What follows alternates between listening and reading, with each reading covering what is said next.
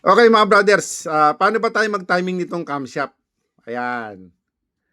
'Pag tayo nito mga brother, itong camshaft na ganito, lalo na po 'pag nagpapalit tayo ng bearing, madalas na pagkakataon, nagta-timing tayo ng ganito. Kasi nagpapalit tayo ng bearing, dahil meron tayong, press machine. In-improvise natin 'yun 2017 kung di ako nagkakamali ano. Improvise lang po 'yun, 50 tons.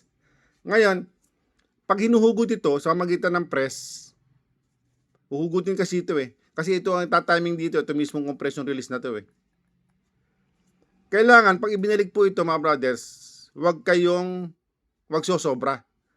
Ayan, kasi 'pag sumobra po ito sa galaw, kasi ito ina-adjust po ito, Nagagalaw 'to, nagagalaw, Nagagalaw. Wala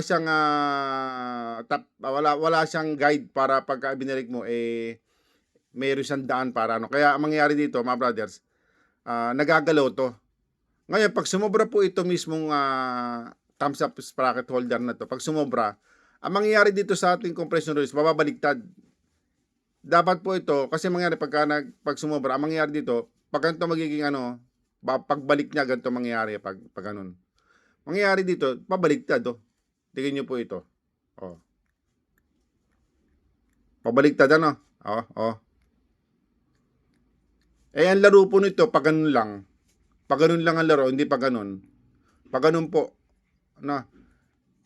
Ngayon, dapat po ang paglalagay nito mga brothers ay nasa tama ano.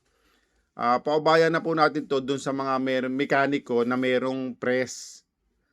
May press machine, yung mga mekanikong may press machine ano. Kasi yung iba kasing shop, ang alam na nila pag nagkabit sila ng ganito, minamarkingan lang nila yan at saka nila ibabalik. O kaya naman, minsan nakakaligtaan nila ano. Kaya gaya po na nangyayari sa shop pag may mga dinadala ano.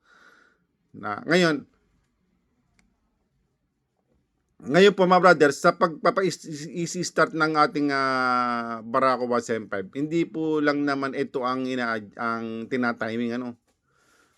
Pati po yung carburetor, tina-timing yan. Kasi ang motor po pagka lean mixture, makulit panda rin. May vlog na po ako niyan mga brothers, marami na tayong vlog niyan sa YouTube ano.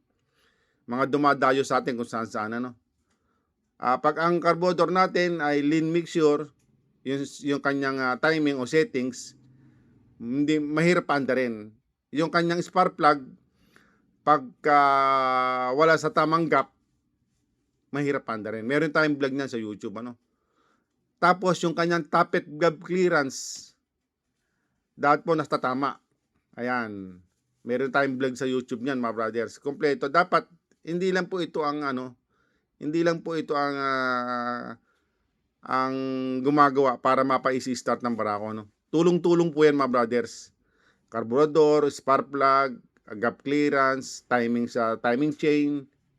Dito po timing po rito mga brothers. Ngayon hindi sa lahat ng pagkakataon ginagalaw to mga brothers ano.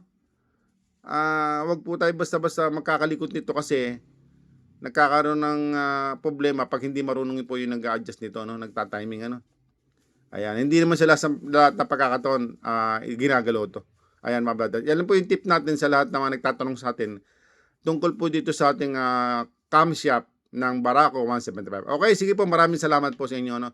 Ngayon, huwag niyo pong kalimutan i-follow niyo po yung ating page at saka po ninyo i-share, likes sa mga kaibigan ninyo. No? Okay, sige po, maraming po salamat. Mabuhay po kayong lahat mga brothers.